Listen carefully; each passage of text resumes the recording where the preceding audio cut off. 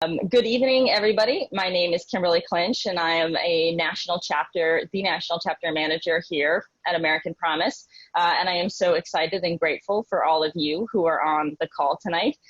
Thank you so much for joining to learn about how you can help end big money's reign in our country through the Candidate Pledge.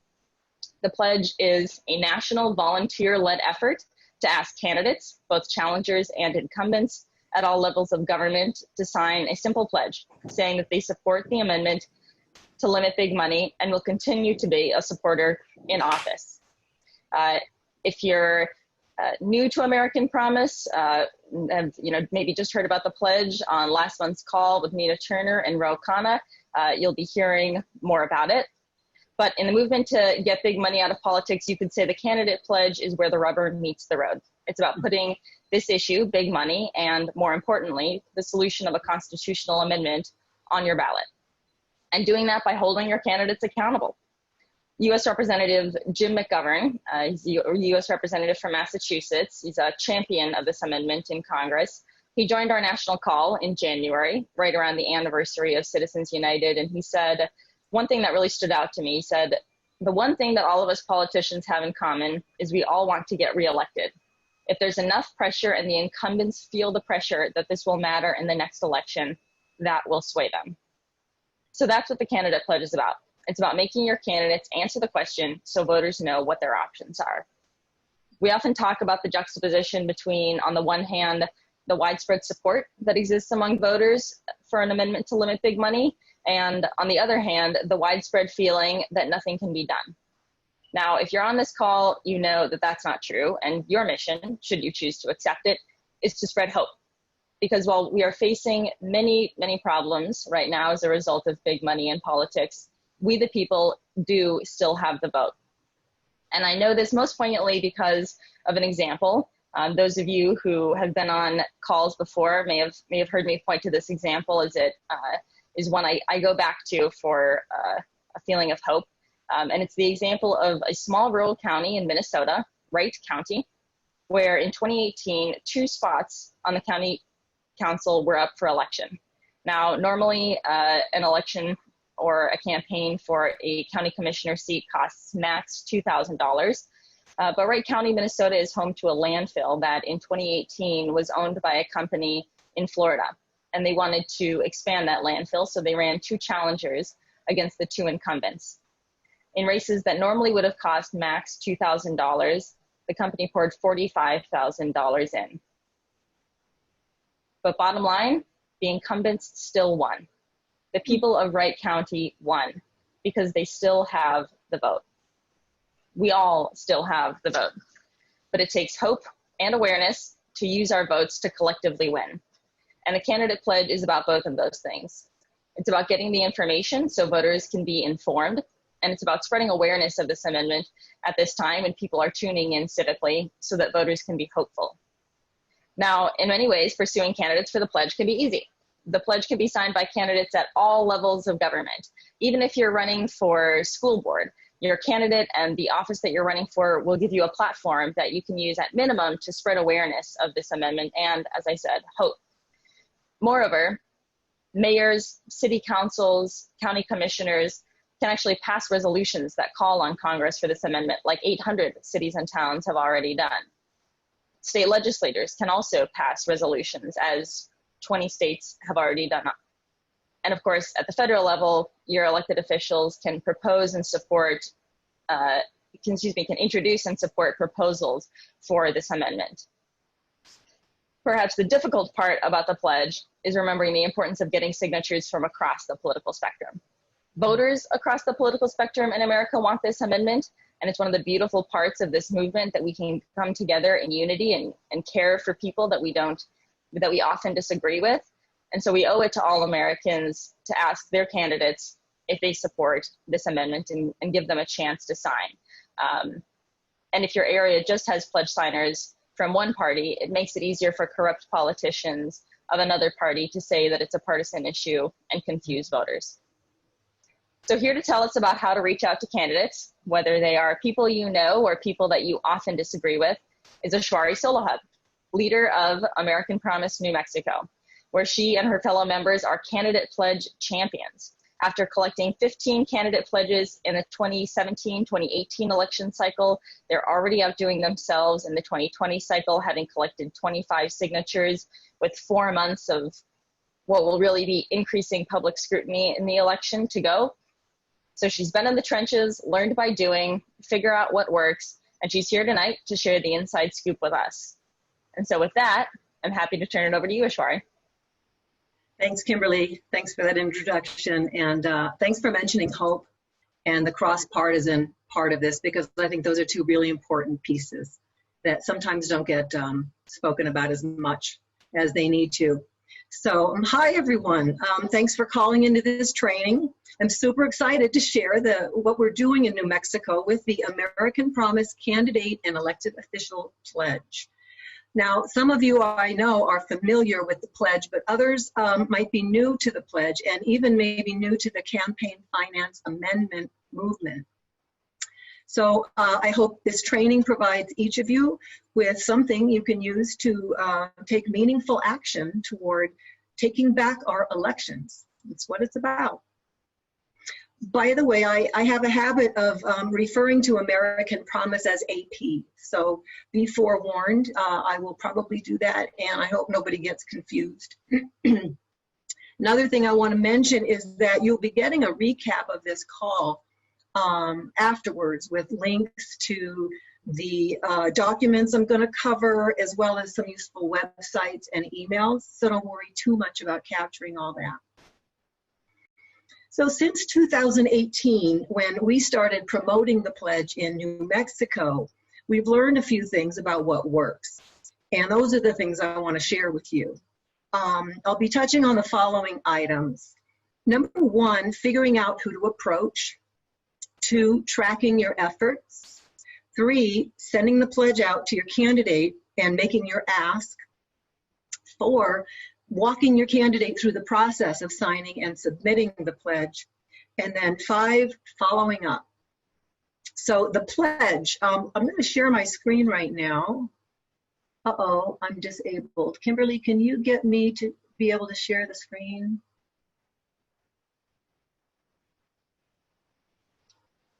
I think you might have to make me a co-host. I think I just did that. Good call. Okay, yeah. Here we go. I think we are in business here.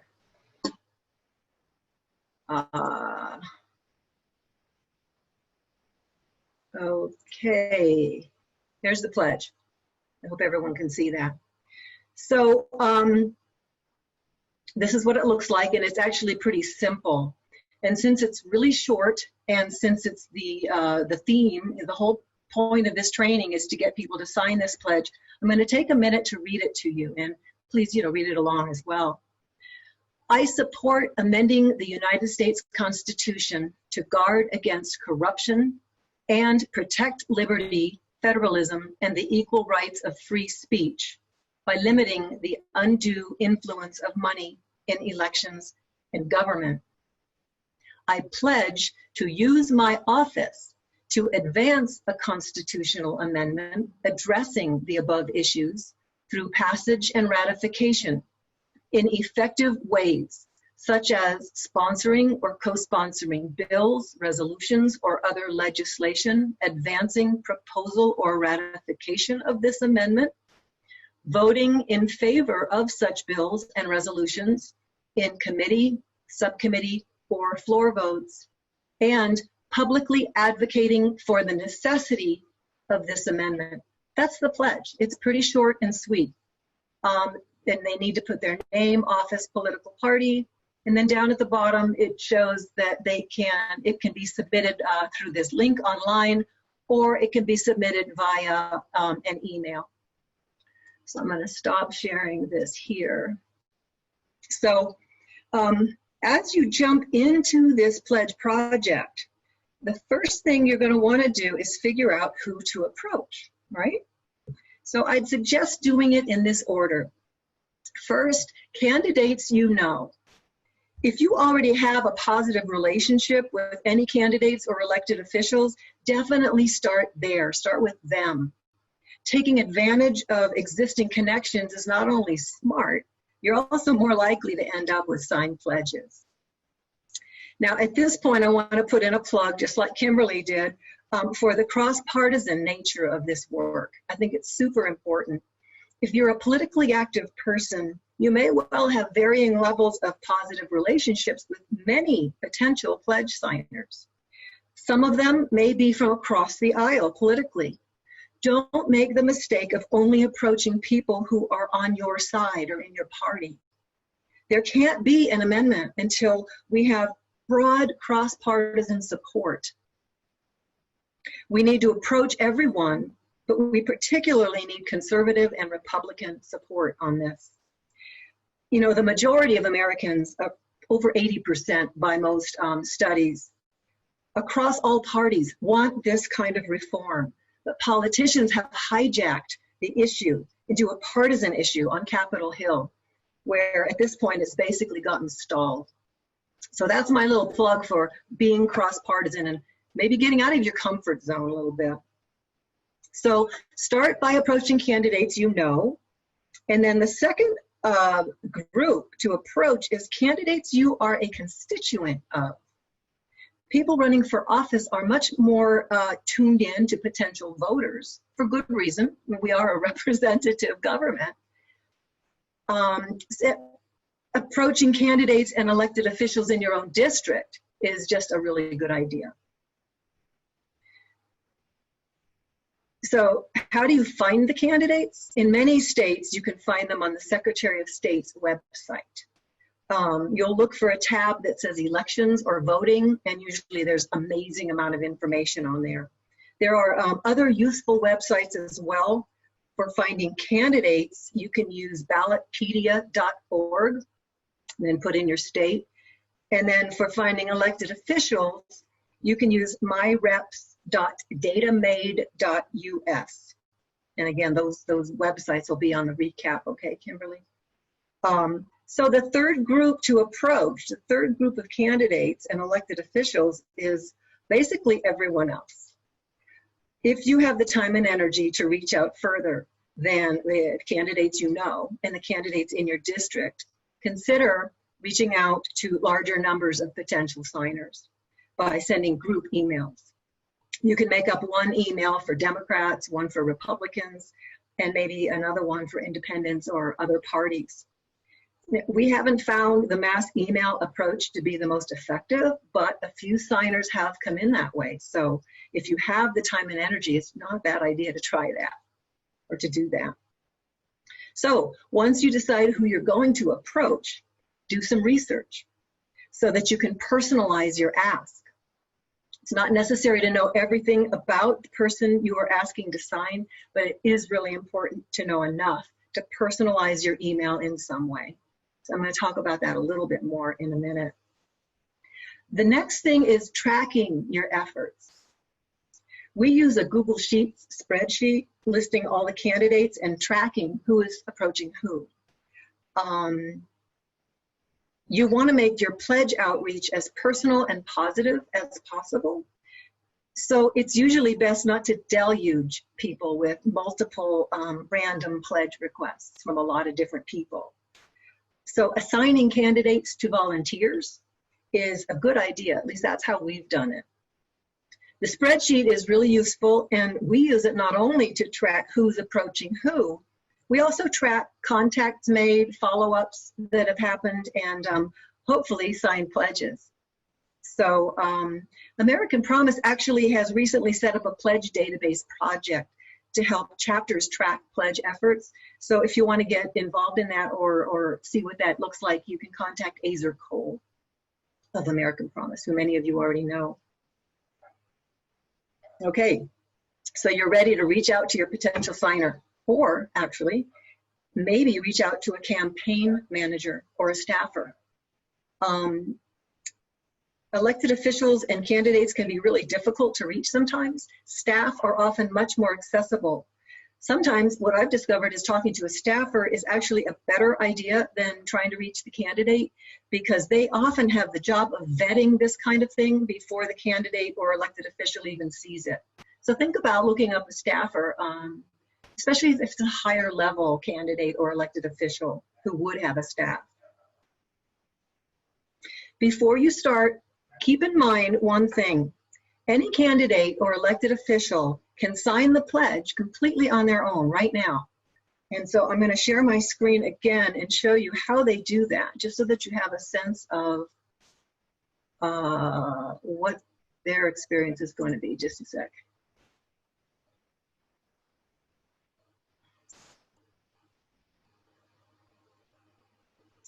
So they would download and print the pledge, which I just had open, print it so they can sign it, and then make take a picture of it or a scan.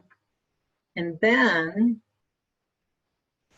what they're going to do is go to submit a signed pledge. This is obviously the American Promise website. So here they put in their name, their district, all kinds of information. If somebody's doing it for them, like a campaign manager, they would put their name in there, and they would upload the scanned image of the signed pledge there. And then if they want a social media graphic, which I'm going to talk about in a minute because I love those. Here they would put a photo of the candidate and a quote from the candidate, and then they would submit. So they can actually, any candidate can do that just right now. They certainly can do it after you send them the pledge and bring it to their attention. So because they can do that, it's a good idea to check the AP website before you reach out, just to make sure that your person hasn't already somehow found the pledge and signed it.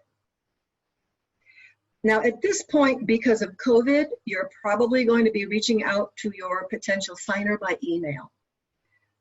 That means you'll have to research who is the best person to contact. If the only email you can find is the website email form, you can go ahead and use that, but it's much, much better to send the email to an actual person if you can. Basically, in your initial email outreach, you'll be introducing the topic of why a constitutional amendment is necessary to reverse the effects of Citizens United, and you'll be inviting them to participate by taking the pledge. We have a template email you can start with. It's called Candidate Pledge Making the Ask. And it's a letter, an email to the candidate inviting them, and it's a great place to start. So it also contains a lot of the helpful links that you'll want to send. So I would highly recommend utilizing that template to start as a starting place. And then utilizing your research, personalize the email. You might start with the template and then personalize it to the person you're reaching out to. Definitely mention the office they're running for, and if by any chance one or more of their opponents have signed the pledge, for sure you want to mention that in your outreach email. So you'll want to include some links. You'll want to, in this email, you want to link to the pledge itself, as well as there's an AP pledge fact sheet, which gives a lot of background information. You might also want to send links to other supporting information. AP has two really useful documents that are fairly recent. One is a letter written by a couple of prominent Republicans supporting the movement and maybe even the pledge, I think. And the other is a handout highlighting prominent Democratic support. So sending the appropriate link, depending on your person's party affiliation, can help them understand a really important thing, and that is it's good politics to sign this pledge, to take this pledge. So you want to, again, personalize as much as you can so they know that, so that they can see that. Let's see. Let me share again, and I'm going to show you another place on the website. There's an extra step here, so it takes me just an extra little second. Whoops. Go back to there. See all the signers. If you click on there and you go to candidate database, I'm going to, let's say I'm looking for congressional candidates.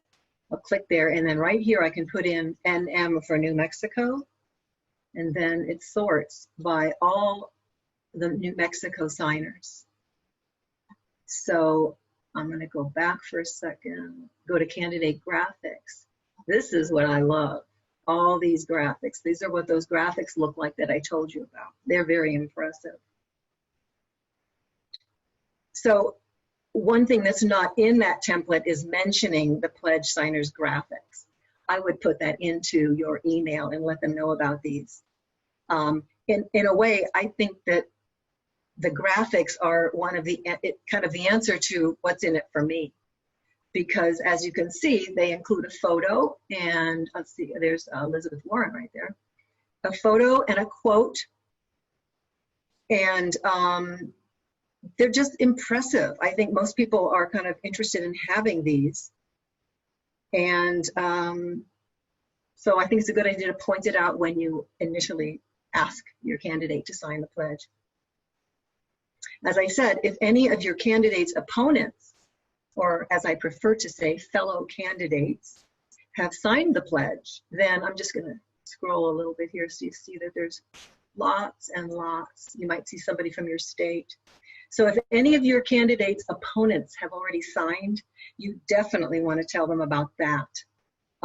You also can let them know that you're reaching out to other candidates if you are doing that. So you want to make it really interesting for your candidate. You want to get them interested in signing. Let me stop sharing here. Okay, there. One quick word about the subject line of your email. I would stay away from using pledge in the subject line. I prefer to use something like invitation to show your voters where you stand, or show your voters you care. Imagine that you're the one receiving the email, and think about what would make you want to open it and pay attention to what's in the email. Take your time with this initial outreach email. You're much more likely to get a positive response if the email is personalized, as I said. And you know, there's no need to rush. And remember, every contact you make is a plank in the bridge toward positive relationship building. So there's that as well. Kimberly, do you think this will be a good point to see if we have any questions? There's more information, but I'd like to see if anyone needs to ask a question here. Yeah, absolutely. I think this is a great time. So if you are in the audience and have a question, please do submit it. There are a couple of ways that you can do that. At the bottom of your screen, you should see Q&A as well as the option to raise your hand, or you might have to click on participants to see raise your hand. If you have a question, know that somebody else in the audience has the question, or someone who's going to watch the recording has the question. So, you know, help your fellow Americans out, and, you know, be bold and ask the question. I can say right away, had a question come in earlier from Michael Schwartz, who asks, how do you find the staff to contact? Okay, probably the best way is to look on the website of the candidate. Sometimes that information is on the Secretary of State's candidate listing. You might have to do some sleuthing, but that's where I would start. Look at the website. Or if there's a local office, like a local campaign office, you could make a phone call and sort of see who's in charge that way too. Awesome. And Deb Fryman in Michigan asks, how many contacts does it typically take to get a signature? That's a great question, and the answer is it depends. The fastest I've ever seen, and this was amazing, is one of our volunteers sent out a pledge invitation email, and 2 hours later, the candidate called and signed the pledge. Now, that's the only time I've ever heard it go that fast, but it did happen. And then, you know, it can take lots and lots of contacts, and then someplace in between. So on an average, I'd say you probably need to reach out a couple, 3 times at least, generally, you know, yeah. Awesome. But, you know, as you're doing that, again, you're building a relationship. I want everyone to kind of have that in the back of your mind. The goal is not to get the pledge signed. I mean, you want to get the pledge signed, but you want to get it signed so that they do what's in the pledge. And then you want to sort of start forming that relationship so that you can help them. A great reminder, and that's a great fruitful question. We've got a few brave audience members with their hands up. I'm going to try to call on you, Joan DeVore. I believe that if you unmute yourself, we'll be able to hear you. You want to let everyone know where you're calling in from and what your question is? Okay. Oops. Yes. Sorry. Hold on. I was just messing with something. No worries. Yep, we can hear you. Okay. Actually, another question came to my mind because of the previous answer. You said that within 2 hours, that volunteer got called. Now, does that imply that when we send an email, we put our phone number in case they want to contact us as part of personalizing the email? You can if you're open for a phone call. That's what happened in this case. Yes. And can I ask another quick question? And you may be getting to this.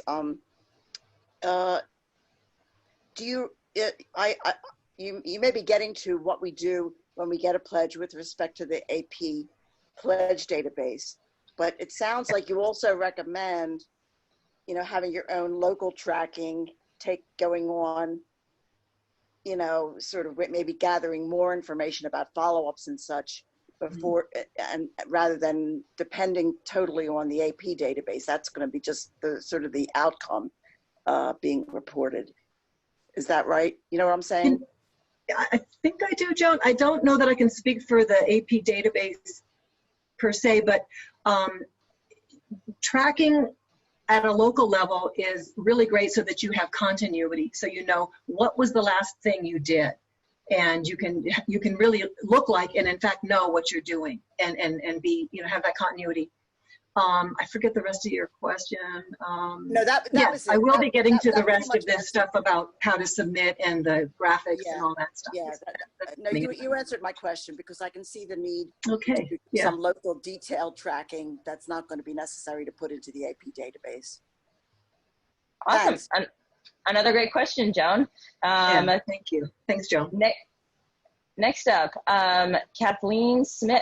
If you are able to talk, if you take yourself off mute, if you could let us know where you're calling in from and what your question is. I'm calling from southeastern Oklahoma, and I have not seen the proposal, the amendment. How do we get access to it so that I can know what it says? Kimberly, do you want to take that one? I was just going to offer. Kathleen, that is a fantastic question. Thank you for asking. Indeed, you definitely did service to your fellow audience members. We got that question in through Q&A as well. And, it sounds like somebody approached a candidate with the pledge and got that question back from their campaign staff. So again, thank you, a fruitful question. And the answer is that right now, American Promise is not proposing specific legislation, like specific amendment language, excuse me. And the reason we're doing that is there are a couple. One is that if you look at the history of amendments, when this process really gets rolling, as we hope the candidate pledge will make it, where Congress is actively debating what the amendment should say, the language is going to change. So, there are different bills that exist in Congress right now that propose the amendment with different language. And none of those are probably going to be the final amendment because, as I say, when the ball really gets rolling, there's going to be a lot of rapid iterations and changing. And the other thing is that by not having specific language that we are tied to, it gives us strategic flexibility. Right now, they're one of those bills that exists in U.S. Congress that proposes the amendment is worded in a way that you think it would actually be very friendly and welcoming to Republicans. It's a lot about federalism and the independence of states, but the nature, the political nature of it is that it has, 200 plus Democrats as co-sponsors and only 2 Republicans. And so Republicans aren't averse to putting their name on it because of the language, but just because they don't want to put their name on something that has so many Democrats and so few Republicans. And so by not being tied to specific legislation, specific language, we have the flexibility to talk with Republicans about introducing a new proposal that achieves the same thing, but, we're able to start a blank canvas with fresh language. So, that's kind of some background into why we tie ourselves to specific values and outcomes that we want the amendment to achieve rather than specific language. And so I think in, pursuing candidates to sign the pledge, likewise, it's about, that the candidate is willing and, in principle and, in their heart supports an amendment that gives equal voice to all Americans, and, is open to being part of that process of figuring out the language. Let me, if I can Kathleen, just add one thing to that, is that having said all of that, Kimberly, which is really important, there are actually, as you alluded to, a couple of bills in front of Congress right now. So if you wanted to see some language and see some actual bills, they are HJR 2 and HJR 48. That would give you a couple of versions of the language that is being stalled on Capitol Hill, but nonetheless, there are bills that are out there. That's a great point, Ishwari. And I think once we wrap up this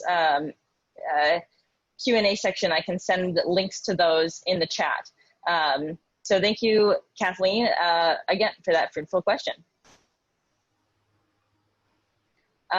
Next up, Sharon Tornes. Are you there? If you take yourself off mute, I think we can hear you. Okay. Hi, Kimberly and Ishwari. Yeah, I'm from Minnesota, East Metro, the Twin Cities. And what occurs to me is, if we want to focus on lower level races and candidates and office holders, wouldn't it be more efficient or maybe productive to try to get a session or presentation to the board or to the commission about American Promise first, and then after that, maybe contact them individually for pledge signing or however we want to term it.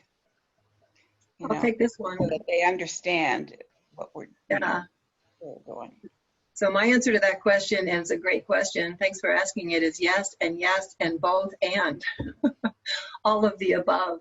That getting, presentations about the amendment issue, the necessity of the amendment, and to cultivate people's understanding and education, and then asking them to sign the pledge is great. And just going straight in with the pledge is great too. I think, each of us has a different way of wanting to participate. And this is one way you can actually just jump right in and start with the pledge, or you can step back and really lay the ground. So I applaud that idea and super encourage you to follow that impulse. It's a great one. Great answer, great question. And looking through the Q&A, I see a question from Ann Shea in Massachusetts. Do you think it's a good idea to use our state Facebook page to find volunteers to help? I have a pretty immediate response. How about you, Ishwari? I would say yes. Totally, yeah. Everything you can, I think the more the merrier. Actually, people, that's one of the things that I love about American Promise, is that it's so inclusive.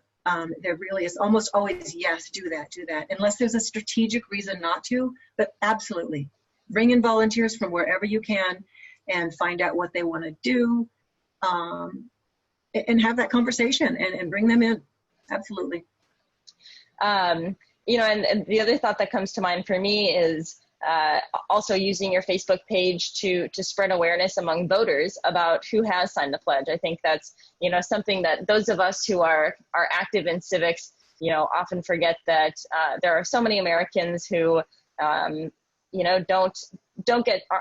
at that level yet where they're volunteering and, even just stepping up their awareness to, have an informed vote is also great. And they're also, they're still super valuable, and we hope to have many, many more, voters aware of our, in our network and tuned in than volunteers. So we, obviously do hope to have many volunteers. Ashwari, what do you think? Should we continue or, take a few more questions now? We'll have more Q&A time a little bit later. So, if people have a question that hasn't been addressed, maybe they could save it. Shall Perfect. I jump back in? Okay. Jump back in. So you've personalized and sent your email out to your candidate or candidates or elected officials. Sometimes you'll get instant satisfaction, like that case that I described with the 2 hours. Your person will respond to your email. They might contact you for help signing and submitting the pledge, or they might even go online and do it themselves. More often, you're probably going to have to do some follow-up. I usually do my first follow-up a few days or about a week, not a lot longer than that, after I send that email.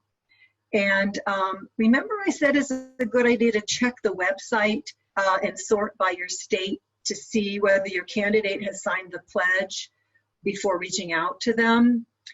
I think it's also a good idea to do that each time you follow up, because now they have the pledge theoretically. And at any point, they could just go on and become a pledge signer. They may not even tell you. So I would check that each time you're going to send a follow-up. I'm going to share my screen again and show you. No, I have in my notes, I'm going to show you how to do that, but I already did. So I won't need to do that. If you have any trouble, like sorting by state or anything else on the website or with this pledge project, you can always email me. My email will be on the recap, and I'm happy to help you with it. I love this work, and I really want to make it easier and more, not profitable, but fruitful, you know, for each one of you that feels like jumping in. So email me if you need some help. Okay, so more on following up. I suggest trying a phone call for your initial follow-up. You could also use email. But either way, make sure to refer to the original email you sent. That's continuity I was describing before. When you registered for this training, you should have received a link to, I think Azer called it Ishwari's Best Practices. And it's called A Guide to Contacting Your Candidates. And check that out, because a lot of the details of what I'm about to share with you are in there, and including a simple script that Kimberly and I are going to use to do a role play in a few minutes.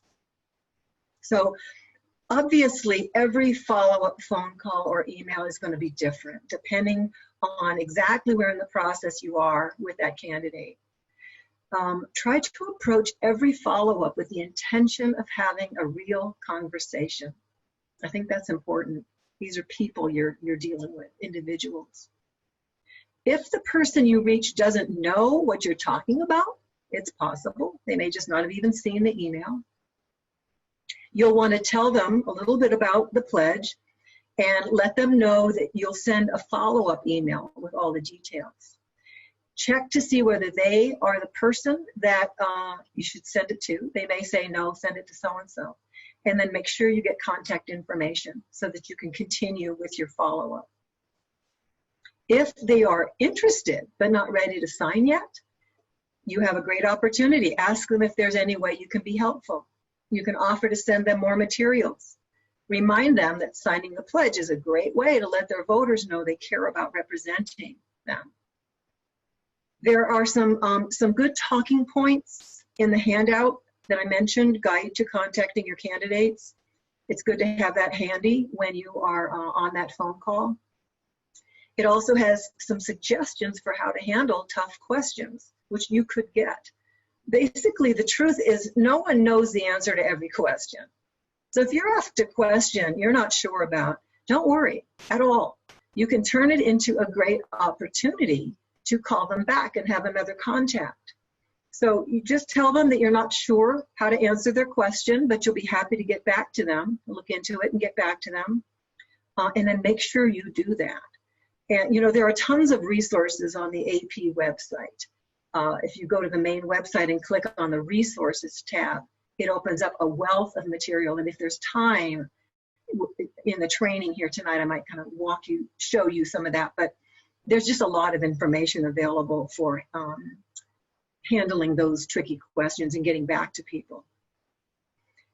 If you call the person you sent the pledge to and they are receptive and interested or even ready to sign, bingo. Offer to walk them through the pledge, signing, and submission process. Now, if they want, they can send everything directly to American Promise, as we discussed. I prefer to ask them to send it to me, and then I will send it to AP for them. And I encourage you to do this for several reasons. Number one, it gives you a chance to make sure everything gets to American Promise properly. Number two, you have opportunities for follow-up, which is great for that relationship building that I talked about or that I mentioned. And number three, very importantly, you can help them fulfill the pledge by contacting them later when you hear about appropriate actions they can take. So for candidates, it might be bringing the topic up at candidate forums. For elected officials, or once a candidate wins their race and now they are an elected official, it might be local resolutions. I think, Kimberly, you touched on that a little bit, and that's a whole nother area that's very wonderful work to do. Public events, candidates or elected officials might want to bring this up at public events where it makes sense to bring up campaign finance reform and the amendment, or other problems with big money in politics. So once they've gotten to the point of signing the pledge, ideally, they'll send you a photo or scan of it, as well as a headshot of themselves and a quote or statement about why we need an amendment to reverse Citizens United, or why we need to get concentrated money out of politics. And those are for the graphics. And they have a limit of 50 words for the quote, just FYI. Sometimes gathering all this information can take a little more follow-up. I just want to encourage you to hang in there. Remember, it is a process and you are actually establishing some relationship. It might help to point out a signer who will impress them. You can also tell them they can look at some of the graphics on the website to get an idea for their own quote.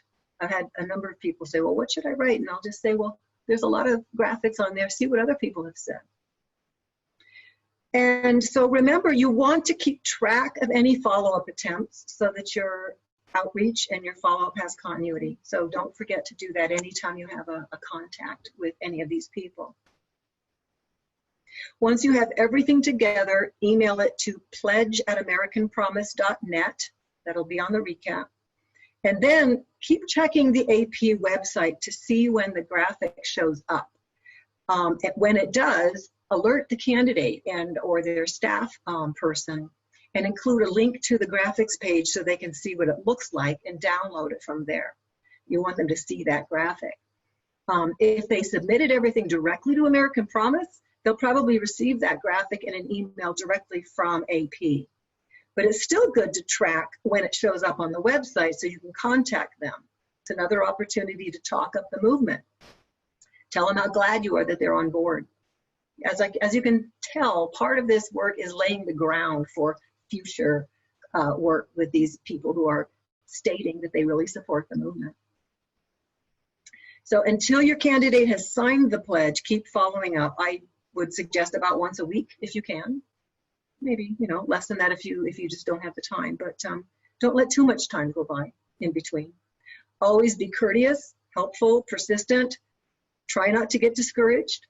Most likely your requests have been missed, forgotten, or pushed aside by more urgent matters. I can't tell you how many times I've been just about ready to give up. And then when I finally get through to the person, they're actually interested. So hang in there. And once again, put yourself in their position. They are busy trying to get elected. They are not sitting around ignoring you. So there are a couple situations, though, where it does make sense to stop following up. And these are those, this is when you would probably want to stop. One, they might tell you they have a policy of not signing pledges. It happens sometimes. It doesn't mean they don't support the amendment. It doesn't mean they won't work toward the amendment. A few of our most ardent supporters fall into this category. They just don't sign pledges. So for these people, Ask them if they'd like to be involved in the amendment movement in some other way besides signing the pledge. You never know what might come out of continuing that conversation. So the other time you might need to stop is if they tell you straight up they don't support an amendment. In this case, you can decide whether you want to continue the conversation. One kind of final question I like to ask is, how does the high price of campaigning affect your experience as a candidate or elected official? My guess is that you don't necessarily enjoy having to raise that kind of money. Maybe they'll, take the bait and have a conversation about that. But always be respectful and curious, be open to what they might say, and never create animosity, of course. If necessary, you can just agree to disagree and thank them for their time. There probably will be some of those if you're reaching out to a wide range of people. So after they sign the pledge, yay, you've succeeded. You have a pledge signer, it's great. Take a minute to enjoy the success. Don't forget. Tell someone, celebrate, take a break. Take a break and then jump back in. Because now that your candidate is a supporter and connected with American Promise and the movement, whether they win or lose their election, they might want to get involved in recruiting other pledge signers or obtaining co-sponsors for bills. There's no end to the things that pledge signers can do to move the movement forward. The pledge states, I support and I pledge to use my office to advance a constitutional amendment. So try to stay in touch. You want to help them keep their pledge. So as someone who helped them find their way to the pledge, you're in a unique position to reach out to them when those opportunities arise. Here in New Mexico, we're really just beginning to fully develop a post-pledge signing outreach. But I want to encourage you to really build that out in whatever way works best for you. You get extra value from the pledge process when you build out that kind of outreach afterwards. One great idea is to see if they are able to initiate a local resolution. Again, Kimberly talked about that. Maybe we'll have another training on the local resolutions at some point. And that can be with a governing body or even with an organization. Your developing relationship with that person could be the thing that helps to move them up what we call the champion scale. Hopefully moving them from a supporter to an advocate to a leader to a champion. There's a guide on the AP resource library called Amplification Guide for Signed Pledges, and that gives some other ideas for how you can help pledge signers fulfill their pledge. I'm getting close to the end of this. One really great thing to do once your candidate takes the pledge is to consider approaching that person's opponents, inviting them to take the pledge. A big part of the purpose for the candidate pledge is to make the amendment a hot topic. Get candidates thinking and talking about the problem of huge amounts of money influencing elections. We want the topic to be widely discussed and debated by candidates. And we want candidates to let the voters know where they stand so they can vote accordingly. So that's a lot. I've shared a lot with you. It can be super fun to do this pledge work, and it can be frustrating. The thing is to jump in and try it. American Promise has a ton of resources to make it easy, and I'm happy to help you at any step. I really encourage you to approach at least one candidate or elected official, either one. And it's a great feeling when someone says yes, and you get to see their pledge and graphic, and you know that you've helped them get on board. You've helped the movement towards an amendment. So Kimberly and I are going to do a short role play now, so you can see an example of, I think, what the initial follow-up phone call looks like. And then I think I'll be taking some more questions, and if there's time, we might have one of you guys do, or a couple of you guys do a role play as well. But Kimberly, are you ready to do the role play? I'm gonna step into that. So Kimberly's going to be a campaign manager or staffer And I'll be me, having already sent my outreach email and pledge to the candidate's office. Taking So- off my AP hat, putting on my campaign manager hat. Ring, ring, ring, ring, ring, ring, ring. Hello, this is Kimberly. Hi, Kimberly.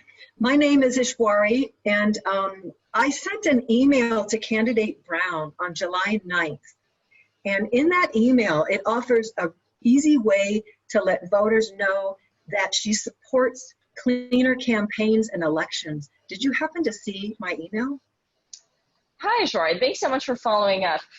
Yeah, I did see it, and I talked with a couple other people here about it. But, candidate Brown is actually running for state Congress, not U.S. Congress, so she can't propose an amendment. Okay, that's a really interesting point. I'm so glad that you know what I'm talking about and that you actually got that email and looked at it. There's no problem at all with her being a state candidate or running for state office. The reason for that is because, as you probably know, a constitutional amendment, once it's passed in Congress at the federal level, it has to be sent to the states for ratification. And so we are considering the pledge work that we're doing is a lot of it is pre-ratification. So we want to get education and support out at the state and even very local level so that once that amendment comes to the states, we're ready to ratify. So that's not a problem at all. We're really excited to have her interested in this. Oh, wow. I'm very glad you followed up because candidate Brown, is definitely committed to clean campaigns and reform.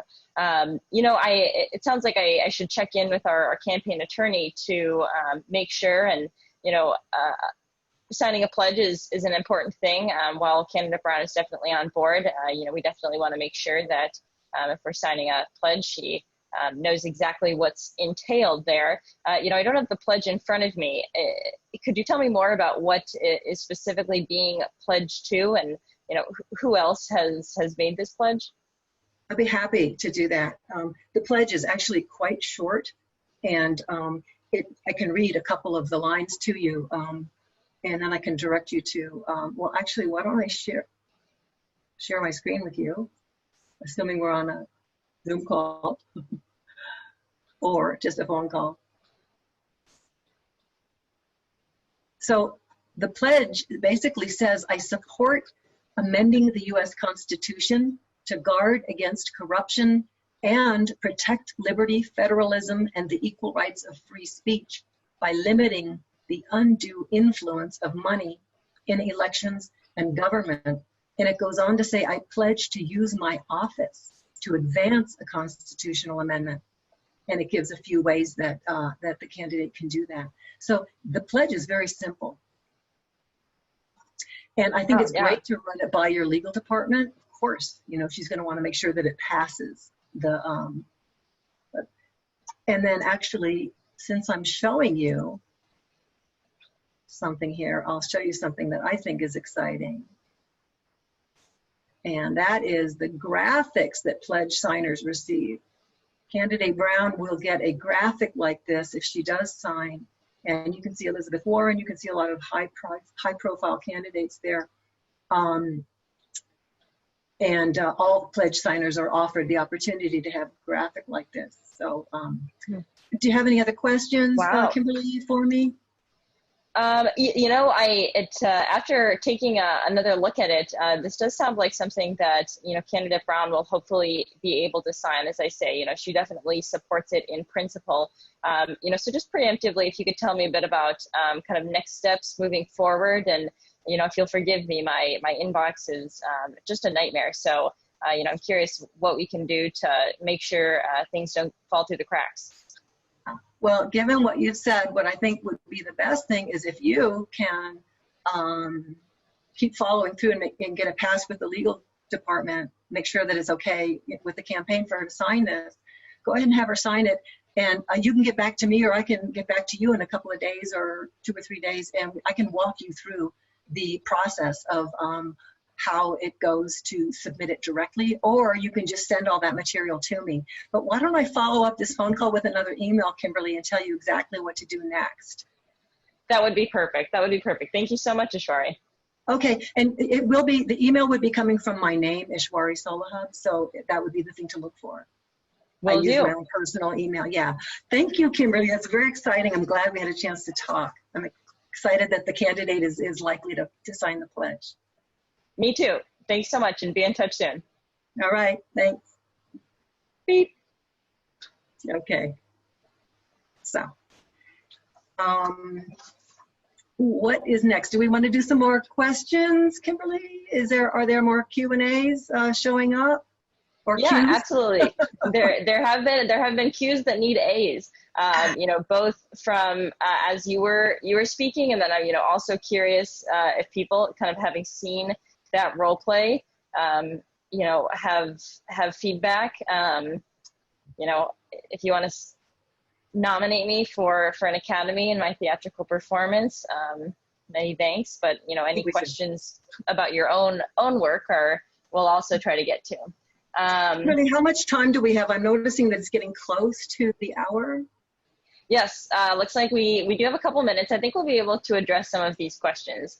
Oh yeah, I love this question from William Maxwell. When attending candidate forums or town halls, is it appropriate to ask the candidate about the pledge in a public setting? Hi, William. You'd have to kind of judge that for yourself. I think it's a great question. It's very considerate to think about that. I don't think you want to pin somebody or make somebody uncomfortable. And so I think that you need to take that into account when you make the ask.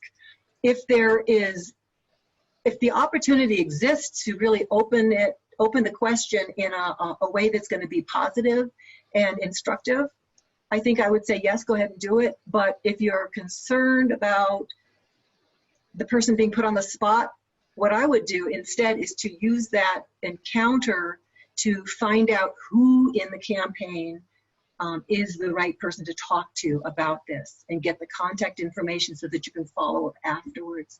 What I've discovered is usually during those kind of public situations, they're doing one-on-one talking with people, and they really wouldn't have time to consider the pledge fully if they didn't know what it was. So that's my answer to that one. Kimberly, do you have a different take on it? Nope, I'm totally on board with you there. And I've been also looking through the cues too. We have a number of cues about kind of website resources.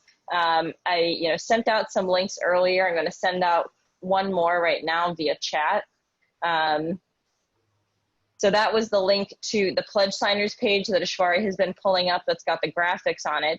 And the question we got was, could you share the location for searching for your candidates by state? And so if you actually go to that page and at the top you click candidate database, instead of looking at the graphics, you'll look at it in a table format and be able to filter and filter by your state and see who in your state signed it. So that was when we got there.